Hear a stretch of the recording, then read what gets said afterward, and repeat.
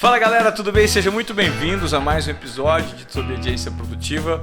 E eu me sinto muito privilegiado, porque fazendo esse podcast, ele me dá a oportunidade de conhecer, principalmente conhecer, pessoas que talvez eu passasse batido, não teria a oportunidade de me conectar ou de dividir 5 minutos de conversa, um café, um cumprimento. E aqui a gente tem a chance de compartilhar ideias com pessoas que são trazidas por outras pessoas, Então eu acho que entra num círculo virtuoso para gerar provocações, insights e conteúdo de valor para todos vocês. Por que eu estou fazendo essa introdução dessa forma especificamente hoje? Porque de cara, quando eu cheguei para gravar essa entrevista hoje, eu não conhecia pessoalmente a entrevistada que está sentada aqui do meu lado. Mas eu fui apresentado, na verdade a conexão quem fez foi um amigo querido, Ricardo Basalha. Eu pedi nomes para eles e ele me veio com um nome feminino incrível, né, e com todas as realizações. A gente vai falar sobre o currículo dela aqui, sobre tudo que ela faz, mas o fato é que o que me marcou é que ela já foi eleita uma das 50 mulheres uma das 50, se bobear, é a mulher mais influente do Brasil pelo nível e pelo poder intelectual e de argumentação que eu tive só nos bastidores. Imagino que vocês podem esperar nesse papo que nós teremos aqui com Cristiane Achê, conselheira, executiva, ex-executiva, palestrante, enfim, uma multifunções. E que legal ter você aqui, hein, Cris? Bom, o privilégio é meu, né? Agora, essa introdução, desculpe, é sensacional, mas é péssima. Por quê? Pô, né? O que é felicidade? Felicidade é quando a realidade supera a expectativa. Cara, depois dessa introdução, a expectativa tá lá no alto, cara. Eu vou ter que rebolar muito para poder dar certo, mas gente. Olha, para mim, você já superou todas as expectativas, porque a gente conversou 5 minutos nos bastidores e a base da minha expectativa está justamente na espontaneidade que você tem para compartilhar a sua verdade. Eu acho que isso é impagável. E isso é algo que certamente você vai fazer.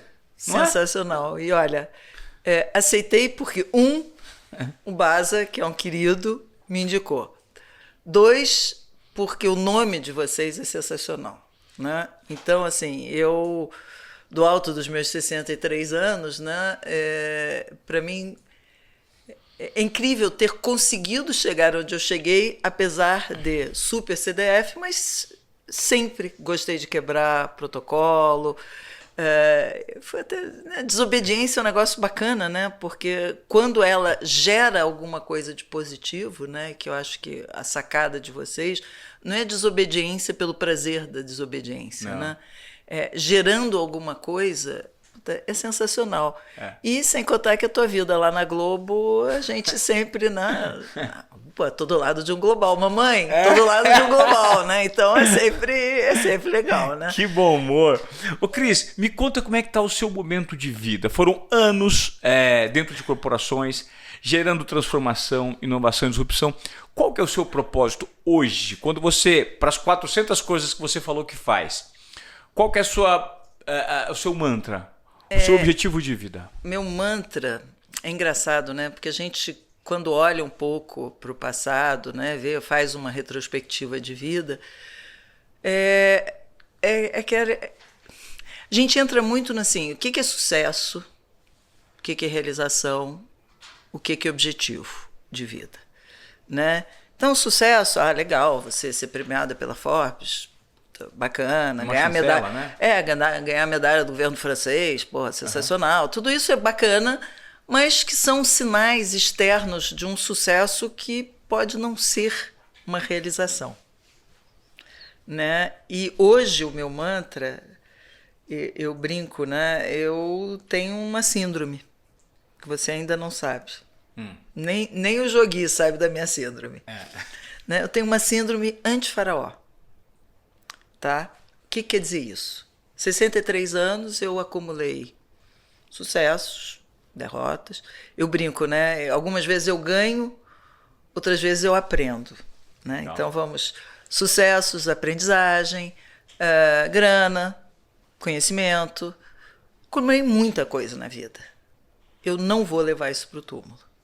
Então o meu mantra é compartilhar. Tá? Então, tudo que eu acumulei, e nas 400 coisas que eu estou fazendo hoje, efetivamente, o norte é esse. Ou uma mentoria, ou eu dirijo um programa de formação de mulheres para conselho de administração na São Paulo, escola de negócio. Se não puder falar nomes, vocês me avisam, tá? Não, é ótimo que, inclusive, eu montei. Eu vi outro dia com moça e tudo isso. Né? Então, quer dizer, você diz, eu não sei se eu vou obedecer, tá? Porque o negócio é desobediência. Aqui está liberado todo tipo. Mas, então, quando eu levo grupos junto com a Pinguim e com a Sparkoff para viagens de descobertas, quer dizer, tudo que eu faço hoje tem muito compartilhar mesmo. Então, esse virou o meu mantra. Agora, é engraçado, né? Porque eu tenho o percurso foi um percurso muito surpreendente para hoje ter virado o que virou, né? Eu, basicamente, trabalhei 2 grandes multinacionais francesas, né? Eu trabalhei na Aeroespacial, que faz foguete, helicóptero, míssil, avião e satélite. Né, bem feminino, né, como você pode imaginar.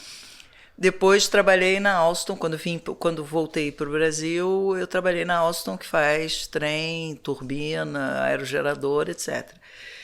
E quando eu decidi sair do mundo corporativo, quer dizer, não é do mundo corporativo porque eu ainda estou, né, mas do mundo executivo, isso foi fruto de uma viagem. E eu acho bacana compartilhar isso porque é o quanto a gente está com a cabeça aberta para mudar. Então eu fui com mais 20 e poucos CEOs para o Vale do Silício com o CES, que é o Knowledge Exchange Section. E lá eu tomei a decisão que eu ia sair do mundo corporativo. Todo mundo tinha 56 anos. Né? Pô, mas não, você tá. Porque a GE comprou a Alstom, você tá chateadinha com a GE, porque você mandava muito no tempo da Alstom, agora você não manda mais droga nenhuma, então por isso que você está saindo. Não, gente, vocês não estão entendendo. Eu saí. Agora paguei a segunda pós da minha filha fora do Brasil, meu filho estudou fora também. Chega. Agora eu não preciso mais, não tenho compromisso, não tenho boletos para pagar que não sejam os meus, então eu posso me dar esse luxo.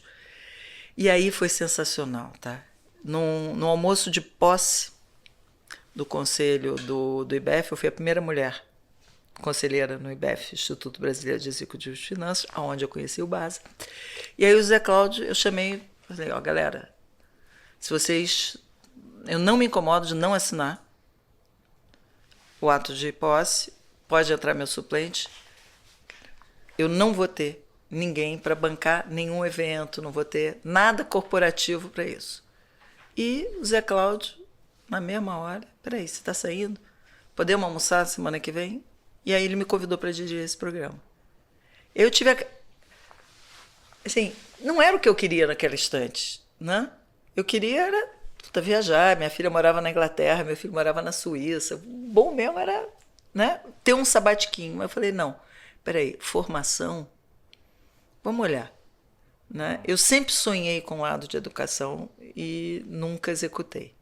Né? Só contribuí lá para a abertura da... Montei o esquema financeiro para a abertura da Alstom University nas Américas, mas não era nada do lado educativo. E eu não tenho nada a ver com a educação antes e eu achei que era um grande momento. Né? E aí o legal é assim, essa abertura de você pular. Né? Eu tudo muito programadinho, né? Trabalhei sempre do mesmo jeito, blá, blá, blá, blá. Cara, legal, vou fazer isso, mas não quero ser CLT, porque eu quero ter minha liberdade de fazer outras coisas. Então, isso, poder fazer 400 coisas ao mesmo tempo, ter projeto com 63 anos, cara, é sensacional. Né? Super. E eu ter a oportunidade de canais de distribuição de todo o conhecimento acumulado ao longo da sua carreira, porque isso, de certa forma, é muito prazeroso. Né? E você acredita, Cris, que mesmo ainda ensinando, aprende sobre o que você está ensinando, não é? Fantástico. Senão, no dia que eu parar de aprender, eu não existo, né? Outro dia me pediram para me definir em poucas palavras. Eu falei, putz, eu sou uma milênio. Não ri não, viu, Giovana? Sou uma milênio por quê? Porque eu quero mudar o mundo ainda e detesto arrumar o meu quarto. Eu nunca vi uma definição de milênio tão boa quanto essa. Eu continuo não gostando de arrumar o meu quarto, só arrumei durante a pandemia porque eu não tinha opção. Mas, então, essa sede de aprendizagem minha é gigantesca, né? Então, por exemplo, esse ano eu fui na NRF, não sou da área de varejo. Janeiro fui na NRF. Em março eu levei um grupo para o Austin SXSW. Fiz um curso incrível que mudou minha vida em Noronha, chamado IMUA, Escola da Vida, do Mar e da Vida. Eu aprendi a respirar com 62 anos de idade. Dá para acreditar? Que legal. Abril, cara, não tenho agência de viagem não, tá? Mas abril, levei as minhas alunas no pós para a semana do módulo internacional NEADA. Maio, fui para a Coreia com Cass para entender o que está acontecendo de inovação lá. Então, assim, depois fui para o Japão a turismo. Tá? E agora cheguei num summit em Trancoso, onde que vai ser provavelmente vai ser um Davos daqui a alguns anos aqui no Brasil. Que legal. Então, quer dizer, tudo que você... Eu ainda não tive aula de pular corda, tá? Mas tirando isso... Então você precisa conhecer o Marcos Mola, que foi apresentado para um amigo em comum, cara, pelo Vaza.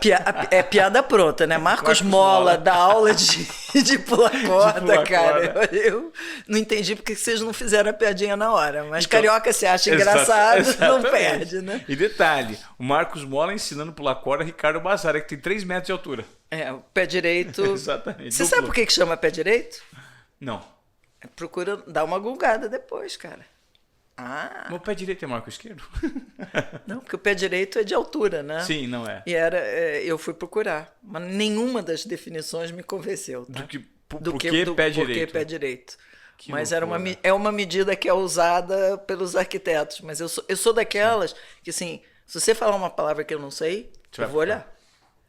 Mas eu olhava na Barça antigamente, né? Agora é genial, né? Agora a gente olha aqui, né? No Google, mas agora se você de fato é milênio, você... Geração Z, pesquisa no TikTok. Mas o TikTok... adoro a Gabi Mazeto, é uma grande amiga minha. Não vou criticar o TikTok, mas eu acho que o algoritmo do TikTok, ele é muito restritivo. Então me incomoda, nesse sentido. Restritivo? Muito.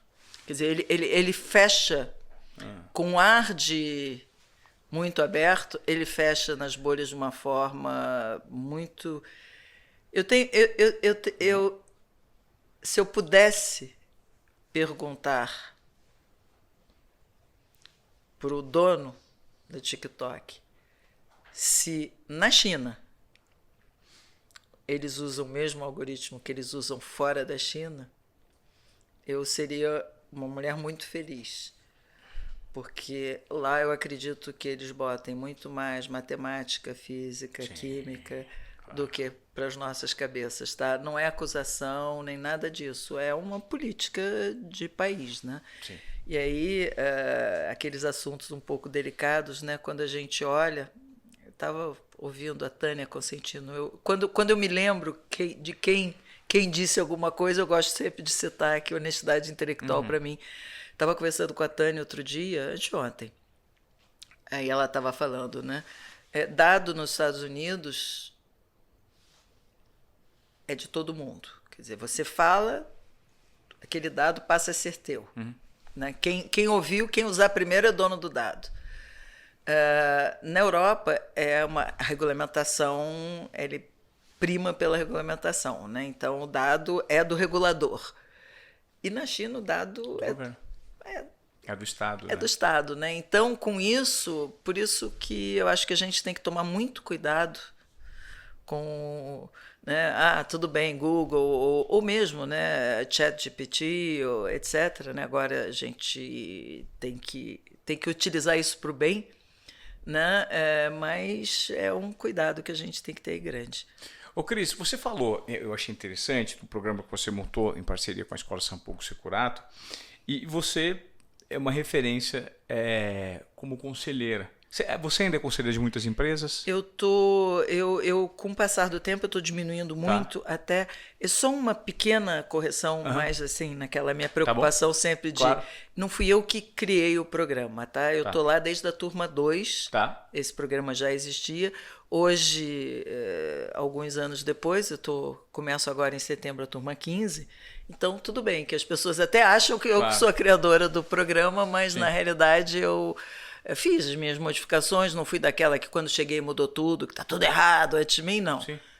Tinha muita coisa muito boa, a gente só faz acrescenta algumas matérias ou alguma metodologia um pouquinho diferente, mas a essência toda está lá. Né?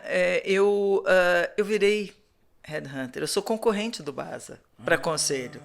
Você é headhunter. Virei de fato. Né? Então, como eu tenho um conceito de... A minha barra de conflito de interesse é muito elevada. Então, eu não acho bacana eu sendo contratada, ou às vezes, na amizade, montar conselho para alguém, eu escolher os melhores conselhos para mim. Então, eu estou, aos poucos, saindo dos conselhos que eu estou. E é muito curioso, né? Porque eu adoro contar isso para as minhas alunas, que a gente chama de ABPET, porque o programa é ABPW. Eu adoro dizer que quando meu primeiro conselho, eu fiz tudo absolutamente errado. Era o manual do que uma conselheira não deve fazer. Por quê? Eu fui conselheiro, meu primeiro conselho era de uma empresa na qual a Alstom era acionista. Então, eu usei muito mais o chapéu de acionista do que de conselheira da empresa. Qual é a única obrigação legal de um conselheiro? A 8666, Lei das SAs, ela prevê que o conselheiro só tem uma obrigação legal, que é garantir a sustentabilidade da empresa. Quando você está com o chapéu de acionista, você quer sustentabilidade do teu capital. Claro. Né? E aí eu chegava, isso acontece, esses barulhos acontecem, é uma desgraça. Eu em aula de vez em quando tenho um martelinho, que é o cara descongelando a carne, né? Aí o Jogui vai lá dar uma bronca na serra e a gente não precisa cortar. A gente não precisa cortar, vai, galera. O Jogui normalmente tem a dificuldade, as pessoas não respeitam o Jogui, mas quando a Giovana vai lá, a história é diferente. Mas enfim, e aí eu ia negociar condição de financiamento com o BNDES e não levava nem o CFO da empresa investida. Quer dizer, tudo errado. Então é legal porque você acaba aprendendo e vai evoluindo. Agora, ser conselheira é um tesão, né? Então, agora os meus conselhos, que eu estou diminuindo muito, eu concentro mais em startup, em pequenas empresas que efetivamente precisam do empurrão. Legal. Então, eu sou conselheira da Pinguim, que é uma startup de turismo, Aladas, que é uma startup que visa desenvolver mulheres, enfim. E eu estou com uma pegada... eu acho que eu trabalhei tanto tempo no mundo masculino, mas tanto tempo, que agora eu estou tentando favorecer, impulsionar esse movimento, né? Nunca queimei sutiã, tá? Mas sempre fui muito desbravadora, né? Porque nas indústrias nas quais eu trabalhei, eu fui sempre a primeira tudo, né? Primeira gerente, primeira superintendente, Sim. Primeira... Blá, blá, blá. Então, isso era um mundo normal. Agora, eu resolvi não brigar. Olha que bacana. Você tem duas posturas possíveis, né? Você pode reclamar que não tem mulher em conselho. Todo mundo reclama. Vamos botar cota, vamos fazer isso, vamos fazer isso. A gente criou 6 loucas, nós criamos uma certificadora que coloca o holofote nas empresas que tem no mínimo 2 mulheres no conselho. É muito melhor. Que legal. Em vez de você brigar para que elas... Achar, ficar criticando, não. Joga luz sobre Olha só, quem põe. E quem põe está fazendo certo. Tá certo. Né? Já tem, isso a gente criou junto com a ONU. Em 2019, outubro de 2019, a gente criou com a ONU e já tem 120 e poucas empresas certificadas. Que legal. E assim, peer pressure, né? Eu cheguei pro Arthur do Boticário, ó, a Natura já tem. Né? E aí você começa num movimento virtuoso, né? De pegar pelo copo meio cheio, pelo exemplo positivo. Legal. E durante essa sua trajetória, essa, né, larga experiência em meios corporativos, em conselhos que você sempre foi a precursora, você nota que de fato está existindo um movimento genuíno do mercado para essa representatividade de fato ser exercida na prática? É engraçado, né? Essa tua pergunta, ela é muito importante nesse momento, tá? Porque tem correntes que criticam a falta de genuinidade. Tem correntes, isso é board washing, isso é washing, qualquer washing que você queira pôr. Eu, talvez por uma posição mais pragmática, né? Durante a pandemia eu fiz umas 20 posições de conselho em IPOs. Tá? Por quê? Porque IPO é quando entra... Deixa eu só entender. Você fez 20 posições, ou seja, você eu tô só para entender o termo técnico. Quando você faz 20 posições, você participa da escolha de 20 conselheiras. Tá bom. Tá? Por que vieram bater na minha porta? Porque eu tenho um catálogo de mulheres competentes que podem entrar em conselho. Não só pela São Paulo, mas também eu sou embaixadora do WCD, que é o Women Corporate Director. Eu detesto ficar dizendo eu sou, tá? Mas assim, eu tenho um caderninho, eu tenho no portfólio, WCD tem 300 membros mulheres. Tá. Né? No Conselheiro 101, que é um movimento lindo de formação de mulheres negras para conselho. Já está na 4ª turma, tem mais 120. Então, eu conheço muita gente. Então, quando alguém foi fazer um fundo, foi fazer um IPO, bateu na minha porta, assim, tudo bem, pode ser genuíno ou não. Não estou dizendo que essas pessoas não foram genuínas, tá? Mas se ele não tivesse uma mulher no conselho, ou 2, ele não conseguiria fazer aquele IPO. Tá. O IPO é quando você abre o capital de uma empresa na bolsa, tá? Então, se é genuíno ou não, e eu vou chocar quem acha que... Acho que bom. Chocar é ótimo, que faz as pessoas conversarem. Refletirem. Né? Gente, dane-se. Entra, garante o teu lugar, mostra que você é competente e depois você vai entrar em outros conselhos pela tua competência. E eu gosto muito... foi muito engraçado, né? Eu gosto muito de trazer um exemplo, e a Luísa Barsi sabe que eu cito ela com muita frequência, que é o seguinte, o nosso programa é um programa, no BPW, um programa para C-Level, que quer entrar em conselho, né? E é um pós-MBA. E aí tem um processo seletivo e um dia a pessoa que faz a primeira triagem, Cris, eu tenho aqui um perfil de mulher tem 25 anos, mas está em 2 conselhos. Eu falei, 25 anos? Cara, em conselho? Tudo bem. Ela entrou em conselho como se fosse herdeira, porque o pai é um puto investidor, o maior investidor que existe hoje na Bolsa de São Paulo. Então, ele colocou a filha dele em 2 conselhos. Só que a mulher é tão boa. Então, ela entrou por uma porta talvez não dita nobre, ou quando colocam para washing, mas ela depois mostrou a competência dela e está em vários outros conselhos. Com 25 anos. Agora ela já tem 27, tá? Mas é um avião, Sim. Que é uma boa de você fazer podcast com ela também. Ótimo, tá? já me passa o nome que vamos atrás. Mas e se ela não aceitou, a gente insiste para ela aceitar. Chá comigo. Claro. Mas então é só para vocês entenderem que mesmo quando não é genuíno, vale a pena entrar. Vale a pena botar o pé. É aquela história, né? Eu quero entrar naquele lugar. Tem uma flechinha, bota o pé, cara. Depois você vai. E a minha luta Luta é feio, né?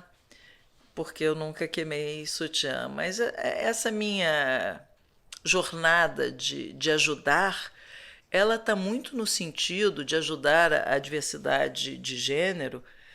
Por que só de gênero? Cara, porque eu acho que a mulher dentro do conselho, ela abre a porta para outras diversidades.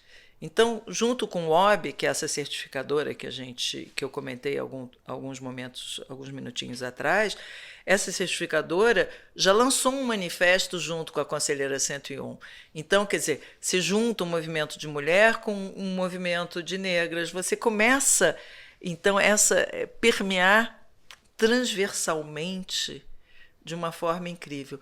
Eu estava nesse evento na Bahia, eu ouvi uma mulher que eu não conhecia, agora estou apaixonada por ela, já fiz live dela, etc., que é outra que vocês podem botar na listinha, que é a Camila Camilo. No almoço, ela começou a falar assim, eu escutei, eu estava num canto, era uma mesa comprida, ela estava no canto, eu estava no outro, aí eu escuto a seguinte frase: eu não quero ser convidada para fazer só palestra de diversidade, não. Eu tenho minhas competências A, B, C ou D. Eu falei, puta, sensacional. Aí comecei a prestar atenção no que ela estava dizendo. 4 páginas, eu anoto tudo, tá? Eu sou assim, eu sempre tenho um caderninho, um iPadzinho, legal, alguma coisa. Eu falei, posso te anotar aqui algumas coisas que você está dizendo? 4 páginas durante um almoço informal. Olha que incrível a gente conviver com pessoas dessas. Sim. Mas assim, se não tiver com a orelha aberta, também trem passa, tu não pega, sim, né? Sim, claro. Mas mesmo que não seja genuíno, gente, galera, entra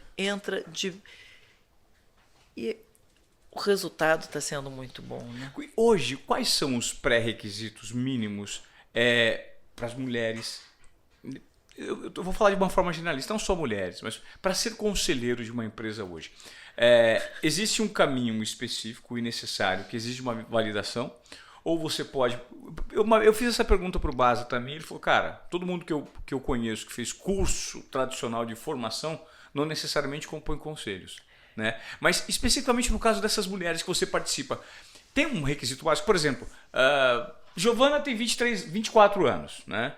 Vamos supor, você citou um caso de uma menina, né, mulher com 25, muito nova, com 27, conselheira, e com uma habilidade e com um cérebro interessante para dar... O que é? O mercado absorve esse tipo de mão de obra? Tem que ter um requisito de idade mínimo? Não tem... Olha, como eu gosto de chocar, né, você já percebeu, você, para ser gari na cidade de São Paulo, você tem que ter, no mínimo... nível médio, tá? É obrigatório. Você, para ser conselheiro, não precisa ter feito nem o primário. Não tem nenhum pré-requisito. Nenhum. Tem certificação. O IBGC, do qual eu sou associada e gosto muito, você tem o processo de certificação. Mas, até agora, não existe obrigação de nenhuma comprovação de aprendizagem para ser conselheiro, né? Engraçado, né?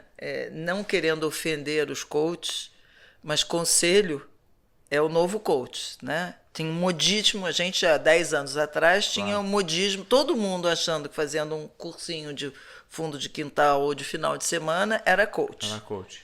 Né? Agora, todo mundo acha que... Todo mundo, ou que se aposentou, né?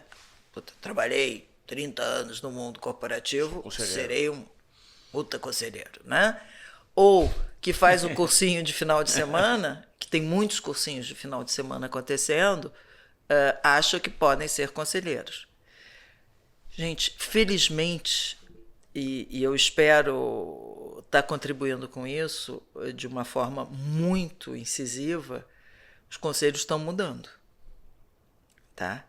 Conselho deixando de ser clube de amigo, nada contra golfe, comecei a ter aula de golfe também, mas, né, era um clube de amigo, olha, não, eu estou precisando lá para constar, né, vamos, não. E assim, todo mundo com o mesmo perfil, eu não vou entrar no estereótipo do branco, cis, hétero, 60 anos de origem europeia, não vou entrar nesses... mas tinha um pouco que a gente, de uma forma irônica e maldosa, chama de Old Boys Club, né? Mas agora eu acho que a pandemia ajudou um pouco nisso, né? A gente começou a entender que o conselho ele tem que ter gente que entenda de gente, ele tem que ter futurista, ele tem que ter... Os perfis mudaram. Eu não posso ter só engenheiro, advogado e financeiro. Não posso. Tem gente que entenda muito o lado humano, né? Para mapear padrões de comportamento de consumo, né? Tendências. Eu, por exemplo, eu tenho aluna futurista, gente. E vai entrar em conselho, não tenho a menor dúvida. Sim. Que vai entrar. Então, é engraçado que mesmo nesses 6 anos, né, que foram 14 turmas, o perfil das alunas mudou. Olha que incrível. Né? No começo eu tinha muito advogado financeira. Depois eu tive a galera do marketing. Depois a galera de RH. Então, mesmo... E aí, como eu reproduzo em sala de aula o meu ideal de conselho, então eu tenho minhas cotas mesmo. Claro. Tem X vagas, ela não é explícita, mas tem X vaga para advogada, X vaga para financeiro. Por quê? Porque quando a gente for estudar o case americanas, se eu só tiver advogado dentro da sala de aula, não vai rolar, não vai ter diálogo. E é isso que está mudando. Então, a Giovana, do alto dos 20 e poucos anos dela... se ela tiver as competências diferenciadas que eu esteja buscando, cara, vai ser sensacional. Ela pode vir. Não é porque ela só tem 24 anos. E eu tenho aluna de 69 anos dentro da sala de aula. Na turma da Luíse, quando as aulas começaram, ela já tinha 26, eu tinha 26 e 62 na mesma sala. Cara, é sensacional. Então, a gente criou o selo WOB para Mulheres em Conselho. Eu tenho um sonho, tá? Não sou o Martin Luther King, mas eu tenho um sonho de criar um selo geracional que eu tenha minus 40, plus 60 no mesmo conselho. Olha que sensacional. Super.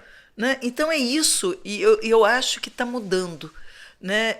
Você, na tua pergunta, você tem vários subitens, né?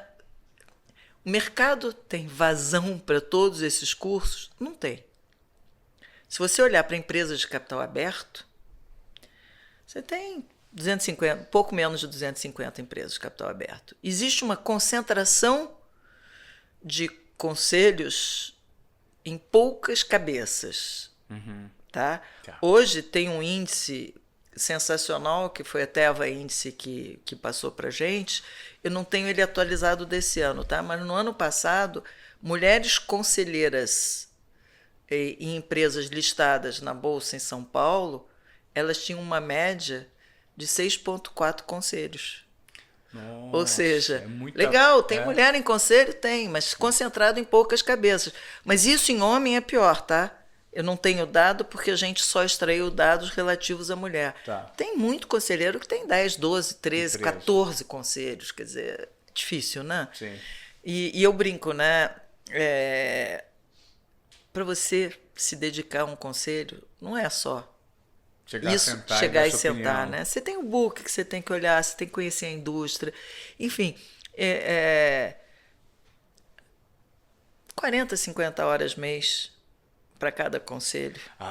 E essa é a pergunta que eu queria chegar, porque você começou a falar agora, eu queria entender o que é necessário, né? Qual que é a entrega genuína para que o conselheiro se proponha a gerar um tipo de transformação e está efetivamente ali. Não é só o conhecimento pré-estabelecido que ele traz durante toda a sua vida, que isso faz muito sentido. Né? Vivência, experiência, mas e sobre o segmento, a empresa? Mas tem um risco, né? Eu por exemplo, eu sou muito disruptiva quando eu indico alguém para uma vaga de conselho. Eu tenho um case para mim que é sensacional, eu só não vou dizer o nome, mas que foi um negócio lindo, né? Me pediram.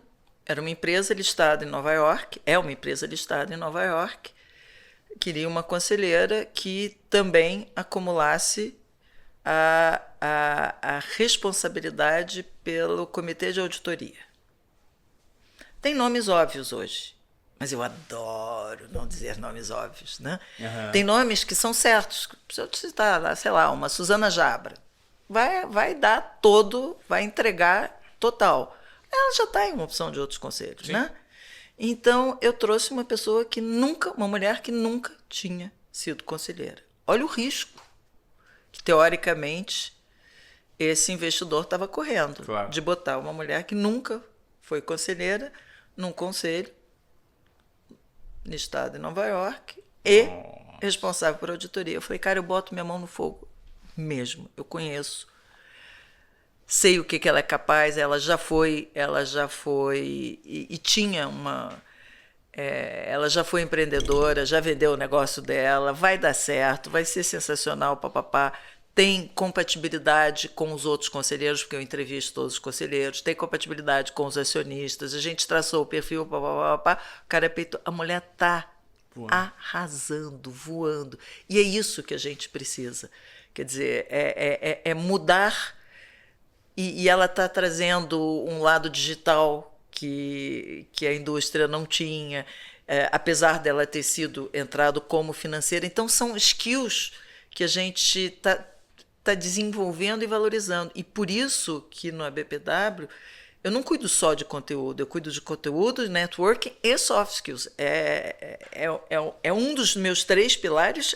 Soft skills está dentro, que é people skills. A gente pode chamar o nome que quiser, personal skills, mas é que no fundo é o comportamental, né? É o comportamental. E quando você, por exemplo, você indicou que está voando. Qual que é o tipo de entrega tangível de um conselheiro? Por exemplo, você falou que a dedicação mensal pode passar de 30 a 40 horas por mês. Ele não exerce um cargo de executivo, ele não executa nada. Não pode. Não pode executar. Não, então, e aí, por exemplo, falando de people skills, qual é uma das maiores dificuldades da mulher ser uma boa conselheira? A mulher, para chegar onde chegou nas corporações, ela foi super hands-on. Né? É sempre mão na massa. A gente sempre tem uma preocupação incrível de mão na massa. Quando você chega no conselho, você não é mais hands-on, você tem que ser nose in e hands out. Ou seja, você tem que botar o teu nariz para ver o que está acontecendo, mas não pode fazer nada. Por isso que eu fui uma péssima conselheira lá quando eu fui negociar no BNDES. Sim. Né? Então, isso são características. O que é um bom conselheiro? Né? Porque o intangível aí não é tão intangível assim. Né? Agora tem processo de avaliação de conselho. Tá. A Michael Page, a Maio, uma série de empresas, muitos headhunters fazem também avaliação de conselho. Né? E os conselhos se autoavaliam. Quer dizer, antigamente o bom conselheiro, e até ele era remunerado por jeton, né? Que ele só recebia o dinheiro se ele fosse. Cara, presença e não contribuir nada, não adianta, né? Claro. Então, você tem as avaliações. Um bom conselho não é um conselho que tenha sempre unanimidade, né? Porque sempre ficavam conversando, não, mas o voto do final, a decisão tem que ser... Não, que bom que tem discordância, que bom que... as pessoas escutam, concluem, podem ter divergência, mas o bom conselho é aquele que, primeiro, consegue traçar uma boa estratégia para a empresa, né? É aquele que olha um pouquinho para o passado. Antigamente, o conselheiro ele só olhava para o passado, né? Aprovava as contas e tudo bem. Sim. Agora não, vai ajudar. O que era 80% de passado, de retrovisor, e 20% de olhar para frente, agora o conselheiro é aquele que vai pensar uma coisa que ninguém na empresa tem tempo, porque está com o nariz no guidão, não pode. Então, é aquele produto que nunca pensou, por isso que uma pessoa de tendências ou uma futurista ou um futurista podem caber bem. Então, são pessoas que vão se preocupar com a sustentabilidade da empresa, não é só resolver e que sai do trimestre, né, daquele resultado. Por exemplo, tem que se preocupar com todo o norte de ética e compliance dentro da empresa. Tem que cobrar muita coisa nesse sentido. Vai se preocupar se efetivamente todos os riscos estão sendo percebidos. Não vai fazer análise de risco. Mas, cara, não tem algum risco aqui que a gente não se tocou, que vai zelar pelo risco reputacional da empresa. Sim, né? Então, vai muito mais né? O executivo, é muito mais fácil você avaliar um executivo do que um conselheiro. Tem alguns intangíveis, porque quando você... Por que é fácil você analisar um executivo? Porque o executivo tem que resolver a árvore. O conselho tem que ver a floresta. Tá. Então, é muito difícil você avaliar quem está olhando para a floresta. É uma visão muito mais macro do todo. Né? E é apaixonante, né? Bom, eu sou apaixonada por muita coisa. E às vezes eu acredito que muita gente, sem a pretensão de ser, acaba sendo um bom conselheiro. Cara, porque o que o conselheiro tem que fazer? E é engraçado, né? Estou num momento que eu estou super orgulhosa da minha idade. O que está na moda hoje? A inteligência artificial, né? Sim. Eu não vou fazer a piadinha que eu sou loura, mas eu já fiz e é horrível. Não posso fazer isso na frente de nenhuma câmera. Mas a inteligência artificial, quem que vai se dar bem? Quem é nascido no digital, desculpe. Não é quem é nascido que é digital que vai... Como é que alguém nascido no digital, que fala por emoji, vai fazer um bom prompt? É isso aí. Quem que vai fazer o bom prompt? Quem tem conhecimento para tal. Né? É isso. Então, eu brinquei outro dia, eu provoquei o presidente da IBM. Tem um manual de prompt? Né? Eu fui provocativa na pergunta. Então, quem tem experiência, quem lê, quem tem repertório, é que vai poder extrair o melhor da inteligência digital. Né? Então, quando a gente forma o conselheiro, né? Quando eu tenho uma aula de finanças do Mussa, né? Que é o terror das não financeiras, a gente não quer que a conselheira, aquela aluna, se ela é advogada ou se ela é futurista e detesta números, eu não quero que ela passe a gostar de número. Eu quero que ela tenha uma sensibilidade, né? Tá na moda fazer as boas perguntas, mas entender a resposta, porque fazer pergunta correta e fazer cara de paisagem depois, não adianta. Não adianta. Né? Então, é o lance do... É isso que é importante. Então, alguém que é totalmente neófito sobre um tema, cara, vai fazer as boas perguntas, porque ele não está viciado. Claro. Olha, o Santander fez um movimento agora sensacional. Nova conselheira do Santander. Não fui eu que fiz essa posição, tá? Foi a Kika Piponce, que é da Raia Drogasil. Né? Ela foi chamada para o Conselho do Santander, imagino eu, porque ela conhece de varejo. Ela não entende nada do sistema financeiro, mas entende tudo de varejo. E fez uma transformação digital na empresa dela fantástica. Então, tem olha que incrível, né? Se eu só puser banqueiro dentro de um conselho de banco, não vai sair nada, né? O Einstein já disse isso há muito tempo atrás, né? Então, e isso abre porta, aí voltando, né? Porque eu consigo dar aquelas voltas, mas de vez em quando eu volto, né? Parece que eu não vou. Tem milhões de cursos para ser conselheiro, com propostas muito diferentes, de prazos, de preços, disso e daquilo, papapá. O mercado vai absorver? Tem essas poucas empresas abertas.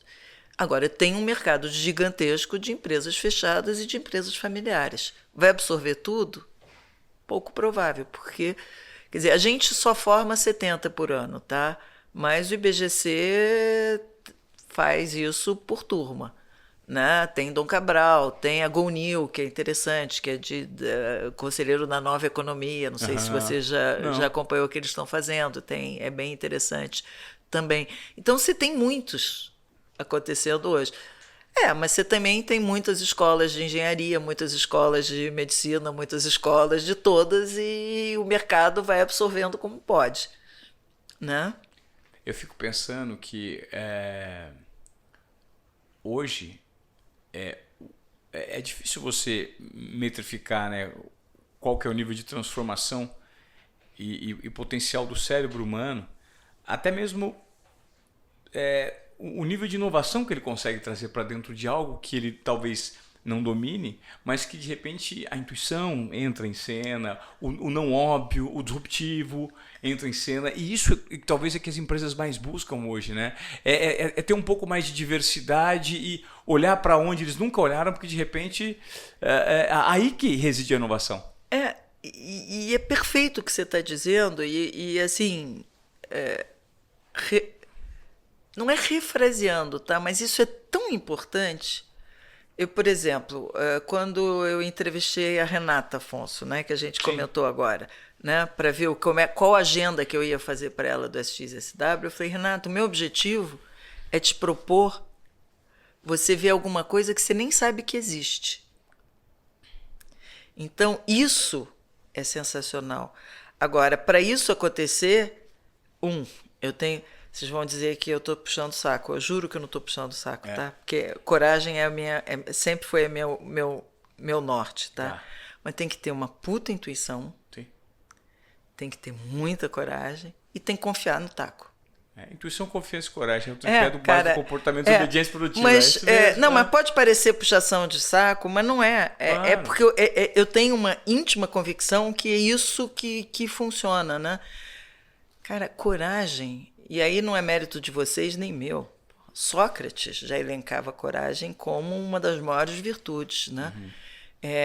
Eu assim, uma coisa que eu tenho um mega orgulho é ver que os meus 2 filhos, né? Eu tenho um filho e uma filha, os 2 atualmente demonstraram uma coragem inacreditável.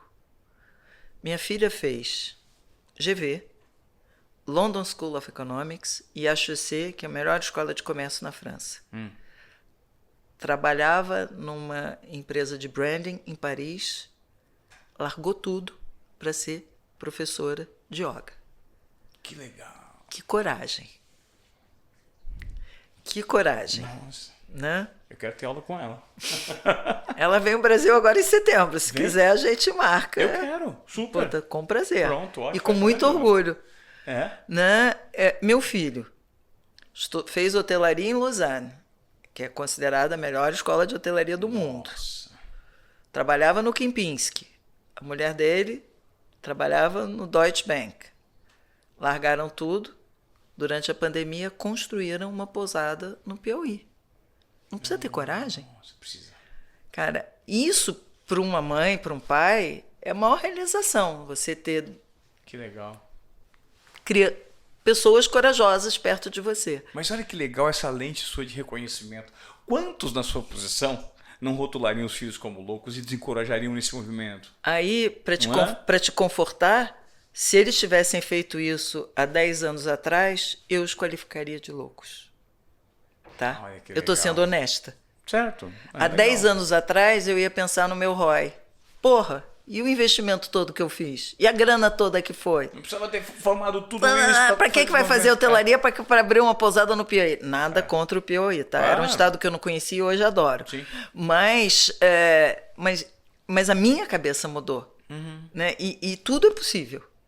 Né? Claro. Então, não estou dando uma de gostosa, sempre teria achado lindo, não. Há 10 anos atrás eu teria achado loucos. Sim. Hoje eu bato palma. Né? Porque é um ato de coragem incrível. Porque em algum momento, dentro do que eles estão fazendo, já está comprovado que os pontos vão se conectar em algum momento. Porque todo o conhecimento acumulado não se perde. Não. E ele só pôde abrir a pousada dele lá porque e ela só pôde migrar para aula de yoga porque ela pôde escolher, gente. Escolha, livre-arbítrio é sensacional, né? Quer dizer, não foi fazer isso porque não tinha opção, não. É dentre todas as opções que ela tinha, no livre-arbítrio, achou que isso era o melhor para a vida dela e das pessoas em volta dela. Não é lindo isso? Ô Cris, como é que você avalia que esteja o estágio de evolução verdadeiro também, genuíno de representatividade, quando a gente pega empresas nesse processo de transformação, de reconhecimento da figura feminina? Né? A gente sabe que, poxa, ainda mais no Brasil, nós somos muito, muito, muito fruto de uma sociedade extremamente patriarcal, né? Recentemente nós vimos o filme da Barbie. Inclusive, você viu Barbie? Eu vi que você fez um podcast sobre Barbie. Fizemos um podcast sobre para dar pontos de vista. Assim, nós não temos a pretensão de sermos certos nem errados, mas só Mas não geramos existe- provocações. peraí, Não que tem que é certo e certo? errado. Sim, é exatamente isso. Você chegou a assistir o filme ou não? Eu ainda não assisti, porque na hora que ele saiu e todas as minhas amigas assistiram juntas e fizeram vários eventos incríveis sobre isso, eu estava fora do Brasil. Tá. Mas assistirei. Tive todos quer dizer, eu vou assistir só para dar o check, porque eu já tenho até uma opinião sobre o filme. Ótimo. Mesmo quero sem saber. ter assistido. Legal, quero né? saber. Que absurdo, né? Não, mas você deve ter visto muitas críticas, muitas resenhas sobre. Na realidade, primeiro, o filme existir acho sensacional. Tá? Eu sou daquelas pessoas, daquelas mulheres que não fiquei chocada quando a Anitta foi convidada para ser conselheira. Né? E aí depois, se quiser, a gente toca nesse assunto depois. Então, o filme existir acho sensacional. A dualidade entre o mundo real e o outro eu achei que foi uma sacada bacana. Estereotiparam de alguma forma, acho que se estereotiparam com muito senso de humor, né? Que eu acho que o humor, eu entrei aqui dizendo, olha, desculpe as minhas piadinhas, né? Carioca se acha engraçado, né? Então o senso de humor para mim é uma coisa importante. E acho que algumas mensagens, tem lá a cena da mesa que só tinham homens, é um retrato do mundo real. Então, trazer isso eu acho muito importante. Tá? E, mais importante de tudo, fez com que o assunto fosse conversado. Legal. Eu acho que a função das pessoas privilegiadas, como nós, né, que temos acesso à informação, é assim, quanto mais a gente puder contribuir para que as pessoas reflitam, para que as pessoas conversem, né? Não precisa adorar ou detestar o filme, não precisa polarizar, cara, não precisa. O filme existe, é legal, é bom ter o filme, é bom o assunto ser trazido e vamos conversar. Sim. E abriu assunto para muita gente, então ótimo. Principalmente para o universo feminino. E essa pergunta que eu gostaria de fazer. Ainda existe, nessa sociedade que a gente vive, uma resistência muito grande do ponto de vista da figura feminina. A mulher que discrimina a mulher, que não quer enxergar o papel de transformação que a nova mulher tem que ocupar. Cara, você quer minha cabeça, né? Porque perguntou, eu não vou usar coringa, tá? Claro. Tem um programa na França chamado Les Quatre Vérités, as 4 verdades. E aí, cada convidado tinha direito a 3 coringas, né? Quando ele não queria, eu não vou usar o meu coringa, tá? Mas é engraçado e acho muito bom você trazer esse tema, tá? Quando o Zé Cláudio, há 6 anos atrás, me chamou para dirigir esse programa, me convidou. Na Escola São Paulo. Na Escola São Paulo, de mulheres. Era um curso exclusivamente de mulheres para conselho de administração. Olha o meu viés. Cara, só mulher? Torci o nariz. Eu falei, me dá 48 horas para eu pensar? Aí, pensei. Aí, uma reflexão boa que eu fiz, tá?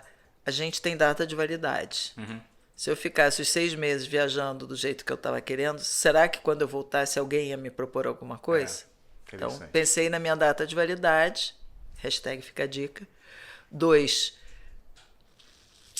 eu falei assim, puta, se troço só a mulher, né? Olha o meu viés, né? Será que vai ter muita perua? Meu viés, Cris. Há 6 anos atrás, não é tanto tempo assim.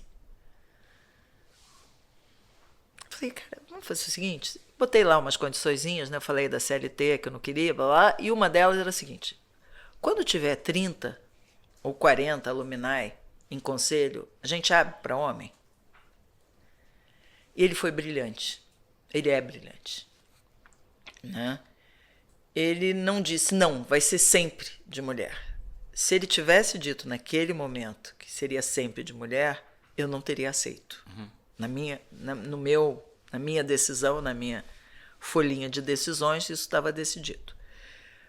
Falei, olha, Cris, vamos fazer o seguinte, vamos bater o martelo no número lá para frente. Ou seja, ele me enrolou. Eu digo isso publicamente, tá? Ele, embromation total. eu caí no embromation. Depois eu pensei assim, putz, mas quem vai entrevistar as alunas sou eu. Então só vai entrar a perua que eu deixar. Sim. Eu até deixo, toda turma tem 2 peruas, ou 3, porque faz parte da diversidade. Claro. Toda turma tem no mínimo uma pessoa chata, que eu sei que vai me dar problema, que eu acho legal, porque vai me desafiar. Também é diversidade. É diversidade, porque no conselho vai ter o chato. Normalmente eu uso outro termo, mas hoje eu estou cuidadosa. Eu se imagino, já que seja. Então, sempre existe essa... né? Os homens adoram, ou as pessoas em geral, não vou classificar homem e mulher, as mulheres não se ajudam. Mudou muito, já melhorou bastante, tá? E eu não gostaria muito de lavar uma roupa suja, mas há 15 dias atrás teve um grupo de mulheres que implodiu de uma maneira horrível por egos. Então, como tem homem que briga por ego, né? Mas assim, grupos que se dizem umas ajudam as outras brigarem é deprimente, né? Eu até fiz uma notinha interna, falei assim, putz, essa semana eu estou muito triste e muito feliz. Muito triste porque 2 grupos implodiram e muito feliz que por enquanto a gente está aguentando a barra lá com as 520 e tá todo mundo ainda se ama muito. Mas por quê? E aí, em qualquer comunidade, tá? Não quero ter a pretensão de dar receita nenhuma, mas qualquer comunidade, ela só funciona, e isso é uma coisa que eu tenho brigado. Você vê, eu citei o nome de todas as escolas, eu citei o nome de todos os movimentos pró-mulher, mulheres do Brasil, etc, etc, porque é o seguinte, se a gente tiver agenda pessoal, se a gente tiver ego, nada vai avançar. Eu brinco, eu deixo o ego, avança a agenda pessoal e o celular tem que ficar fora da sala na hora que a gente está discutindo assuntos importantes. Uhum. E isso eu acho que, assim, quanto mais a gente se der conta disso, mas essa briguinha interna, que eu não devia nem estar falando publicamente, ela existiu num grupo do qual eu não era administradora, felizmente, mas existiu, mas ainda são resquícios. Ainda tem isso. Mas o volume de mulheres se ajudando hoje é gigantesco. Tá? Na minha geração, aquela coisa que eu não devia dizer também, quando a mulher subia, ela subia porque deu para alguém. Até mulher dizia isso. Né? Agora tem mulheres que genuinamente ficam felizes quando outras assumem funções legais. O número aumentou muito, né? Isso é muito importante. Então, mas está longe do ideal ainda, né? Está muito longe. Não está muito longe do ideal, não. Aí eu vou fazer igual o Women on Board. Vamos botar o holofote no que está dando certo. Tá bom. Então, Entendo. por exemplo, tem um grupo chamado She, tá? Que é liderado pela Mari Coutinho e pela Bisker. Dá super certo. As pessoas se ajudam. Dentro da BP, até agora a gente criou um She Work, como tem um ABPW Job. Quer dizer, as pessoas botam vagas, botam pedidos, botam currículos. Então, está tendo isso. Eu tenho... nesses 6 anos, eu fiz a minha primeira enquete com as alunas, a gente fez no ano passado. Sabe qual foi o dado que mais me deu tesão? 41% de quem respondeu tinha feito no mínimo 2 deals juntas. Cara, não é sensacional? Você priorizar uma pessoa que você conviveu num grupo. Sim. E o que é um deal? Teve gente que saiu da empresa e criou a empresa junto. Teve uma que abriu uma startup, colocou de CEO uma BPW de outra turma que não a dela. Sabe? Teve uma, para mim foi o máximo, tá? Ela chegou para mim, Cris, eu fui convidada para um conselho. Só que eu não sou a pessoa ideal. Eu falei, isso é síndrome de impostora ou realmente... Não, Cris, por causa disso, daquilo. Eu posso até aceitar, mas se der ruim, vão dizer que deu ruim porque eu sou mulher. E nós juntas pegamos uma colega de turma dela e colocamos no conselho. Olha que incrível, porque o primeiro conselho, você abrir mão de um potencial primeiro conselho, cara, precisa de muita maturidade, Claro. mas muita maturidade, né? Então, quer dizer, existe. Então vamos botar o holofote nas coisas Tá boas dando que estão certo. acontecendo e estão dando certo. Tem muita mulher ajudando mulher, sim. Não é 100%? Ok, mas também não tem 100% de homem ajudando homem. E você já foi alguma vez, Cris, criticada por ter sido muito relevante num momento e num meio extremamente patriarcal? Assim, se você conseguiu é porque você teve que se subverter ou submeter a algumas situações. Teve algum tipo de questionamento durante essa trajetória em ambientes que você frequentou relacionado a isso? Na realidade, foi engraçado, né? Eu usei o fato de ser mulher a meu favor, mas nunca na sedução. Uhum. Né? Por exemplo, na minha vida de Alstom, quando o presidente mundial da Alstom vinha aqui e tinha um jantar, como eu era a única mulher no jantar, onde que eu sentava? Do lado direito do cara. E aí eu buzinava Perfeito. tudo que eu queria fazer. Uhum. Então, eu usei favoravelmente. Eu ter sido criticada, eu fui muito homem no começo da minha carreira. Muito. Porque eu não tinha alternativa. Né? Imagina o seguinte, uma brasileira na aeroespacial, na França, com foguetes, mísseis, papapá,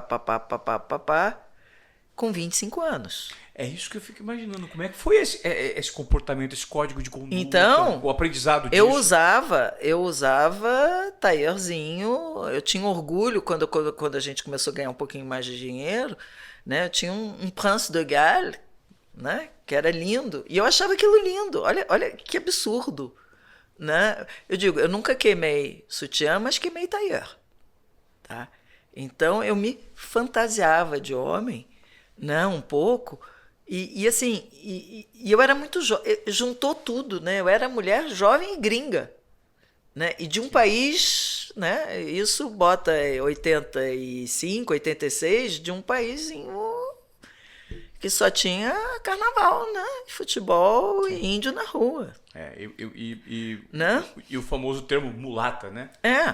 E prostituta do Bar de Boulogne, né? Era aquilo, né? Inclusive, Então, no começo foi muito difícil. Eu joguei o jogo, tá? Eu joguei o jogo. Foi duro jogar esse jogo? Na época, não. Na época, nem passava pela minha cabeça não jogar aquele jogo. Hoje você jogaria de novo? Olha, hoje, sabe o que hoje, ótima pergunta, jogaria o jogo, se fosse no túnel do tempo, jogaria de novo. Hoje, eu não preciso mais jogar esse jogo. O contexto mudou. O contexto mudou. E uma outra coisa que me incomodou durante anos, depois que eu saí da aeroespacial, e que é o seguinte, cara, eu estruturei financiamento para venda de míssil. Nossa.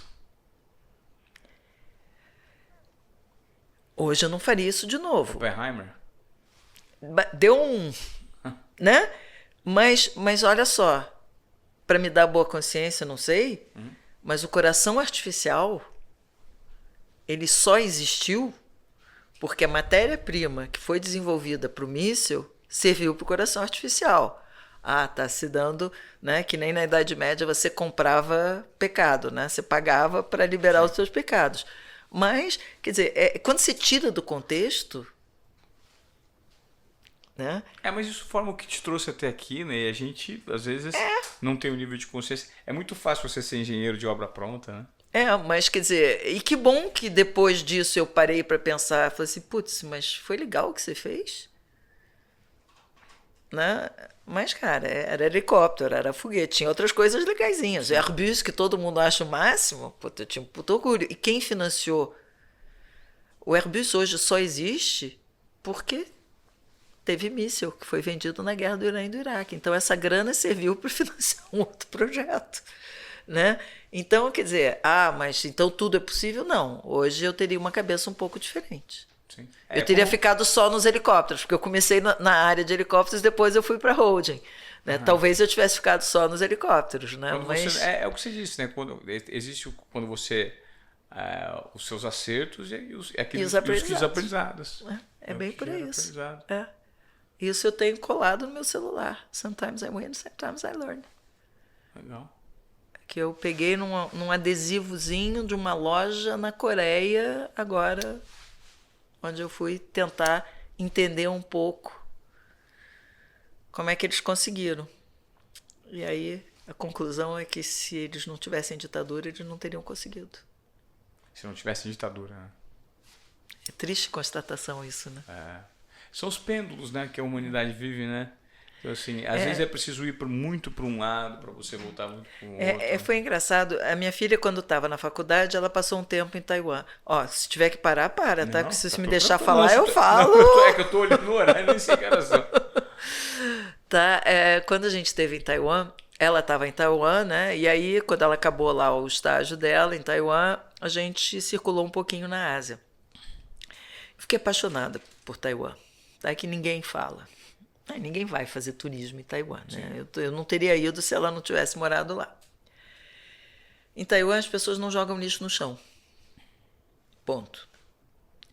Logo depois, a gente foi para Singapura. O resultado é o mesmo. Ninguém joga lixo no chão em Singapura. Só que não joga lixo no chão em Singapura porque a multa é de $1.500. Então, é incrível você poder, né? Assim, o quanto o regime, né? Então, a ditadurona lá de Singapura, tudo é lindo, tudo é maravilhoso. Eu tenho um amigo que está sediado em Singapura e ele viaja muito, porque é hub para ele. Um dia ele chegou em casa, tinha uma notificação do imposto de renda dizendo que ele tinha um crédito, perguntando em qual conta que ia depositar, porque já que ele tinha ficado X dias daquele ano fora de Singapura, que ele tinha uma restituição do imposto de renda. Puta, que sonho, né? Nossa. Mas isso só é possível num país pequeno do jeito que é, onde inverteu 80-20 de analfabetismo, etc, etc. Mas em Taiwan é cultural, não é na porrada. Sim. Né? Então, foi um pouco que eu senti entre o Japão. Depois da Coreia, a gente foi para o Japão. Mas aí não foi com Cass. Né? No Japão, tinha gente que carregava a minha mala dentro do metrô para me mostrar a minha conexão. Quer dizer, o cara nunca me viu, nunca vai me ver de novo. O chão maravilhoso, todo mundo guarda seu lixinho dentro da bolsa, não tem lata de lixo e não fica sujo. É sensacional. E é cultural, não é na porrada. Então, tudo bem. É impressionante como, nesse aspecto, nós somos uma democracia muito jovem, né? E talvez, tudo que a gente viu recentemente, principalmente no viés político, né, seja resultado de um país que tem muito pouco posicionamento crítico por conta de uma base educacional muito fraca. A educação é que ferra, né? Eu sei que é chavão, claro, tudo isso, mas é incrível. Mas olha que engraçado, né? Eu gosto de alguns exemplos concretos. Você pega o VLT do Rio de Janeiro, que é aquele veículo leve sobre trilho. Você já andou nele? Já. Você se sentiu aonde? Eu peguei o VLT na Olimpíada, né? Na Olimpíada eu usei. Não, você está confundindo com BRT. O VLT é aquele tramway que vai do aeroporto. Não, é pelo seguinte, quando eu perguntei, você se sentiu aonde? Era em qual país? Porque não parece Brasil. Não parece. Eu peguei aqui. É um negócio super civilizado, né? Que você entra, não tem roleta para você pagar. Não, eu peguei sim, eu fui multado. Então, que bom. Fui multado e fui multado de uma maneira equivocada porque não tinha instruções para pagamento. Eu andei, eu estava na época com a minha babá, com criança, estava eu, babá e duas crianças. A gente andou, desceu, na próxima veio uma pessoa e falou assim, não, eu vou te multar porque eu vi que você desceu aqui, que você não estava. É oportunismo, não é educação. Eu falei, mas você vai me multar? Eu vou te multar. Porque você não estava. Eu falei, mas eu não sabia onde pagar. Bom, genial você trazer esse exemplo. Quando você falou da tua babá, eu brinco porque eu tenho a minha babá, que era a babá dos meus filhos cresceram, ela continua lá em casa. Com você. Eu sou a única pessoa que convivo com inteligência artificial há 27 anos, porque o nome dela é Ia, tá? Ia. É Maria, mas a gente chama ela de Ia. Então eu convivo, eu sou uma pessoa privilegiada, né? Há 27 anos que eu convivo com a inteligência artificial. Não, mas tirando a piada, o que aconteceu nesse VLT, tá? Quando estavam preparando essa concorrência, chamaram todos os fabricantes. Assim, queremos ideias, sugestões, etc, etc. E eu briguei muito na época. Eu falei assim, a gente está dando um transporte de cidadania. Né? A pessoa que entra nesse veículo vai ter certeza. Puta, ele está sendo respeitado, a gente está cuidando bem dele, não é aquele troço de 400 mil pessoas penduradas do lado de fora, né? É um negócio bacana. Vamos dar chance das pessoas serem honestas? Não vamos botar. Porque se você puser a roleta na entrada, você quebra todo o conceito. Sim. Né?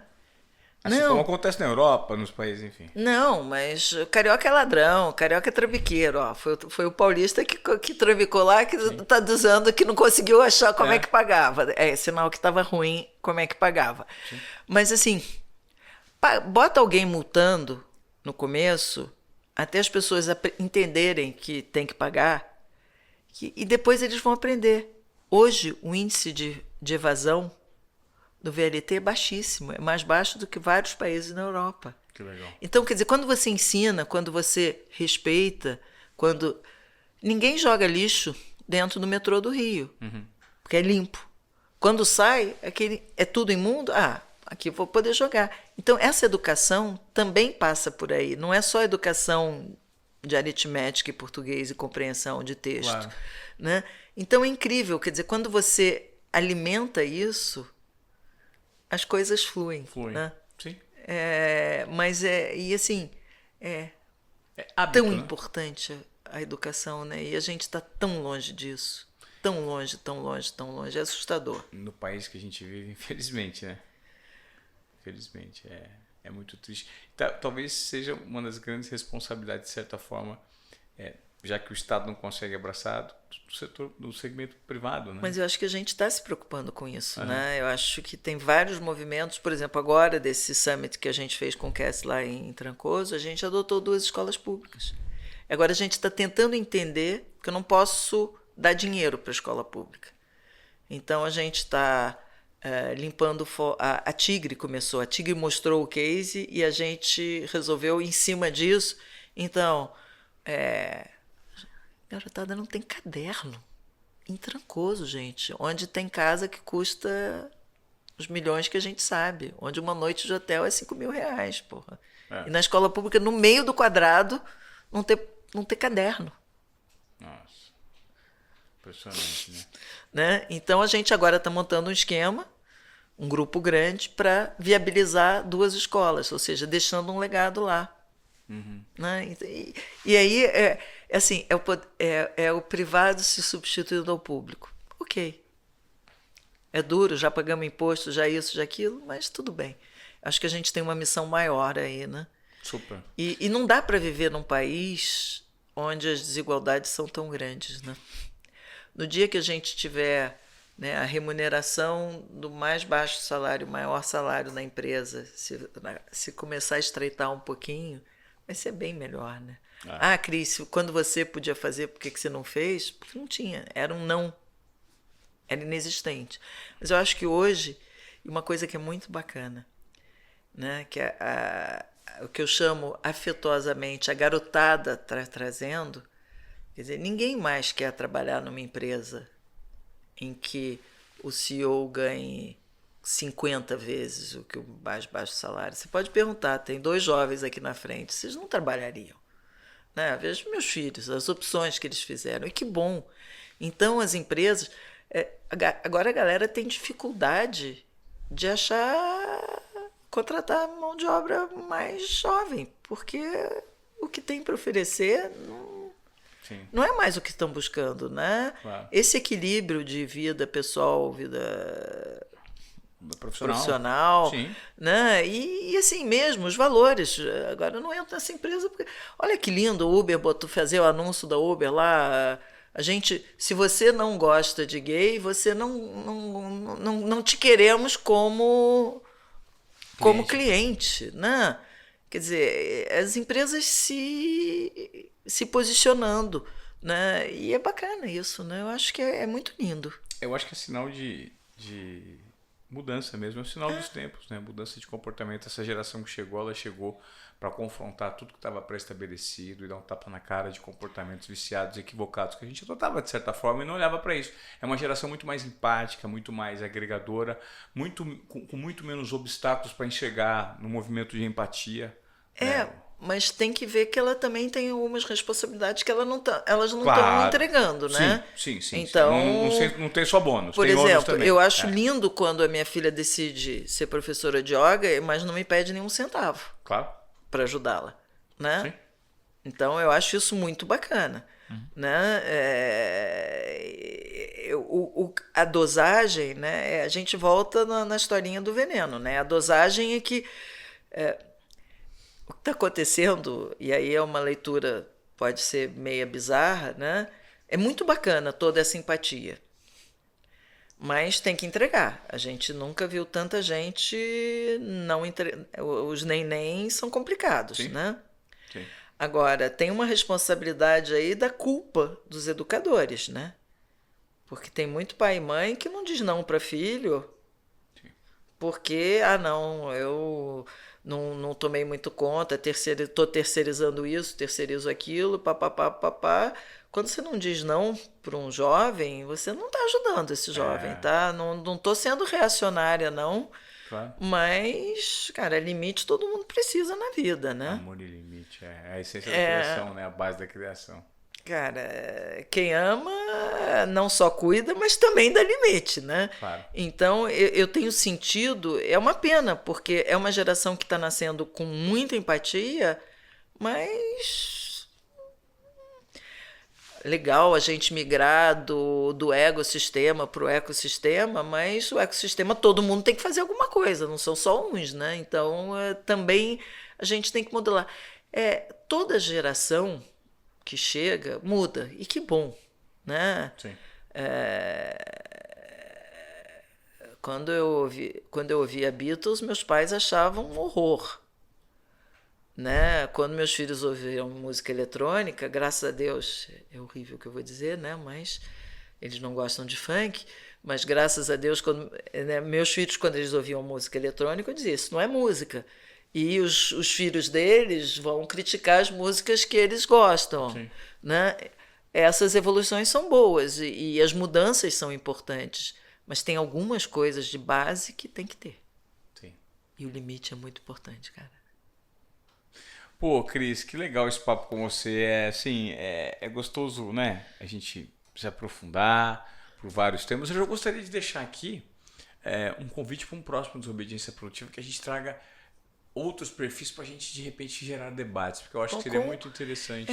E é bacana, né? Eu vi que você faz de vez em quando, mas pouco, mais pessoas juntas, mais pessoas, né? Juntas, para gerar debates. Eu acho que a conversa pode se estender. Ouvir pontos de vista divergentes, às vezes, né? São interessantes. É tão importante, gente. Né? E assim, o grande problema do Brasil hoje, além da educação, é a droga da polarização. Então, quer dizer, quando você favorece o debate, mas não só aqueles debates babacas que a gente está vendo na televisão, nas Globo News e nas CNNs da vida, não é isso. É um debate onde as pessoas entram efetivamente com vontade de ouvir. Claro. Né? Porque, e aí voltando, né?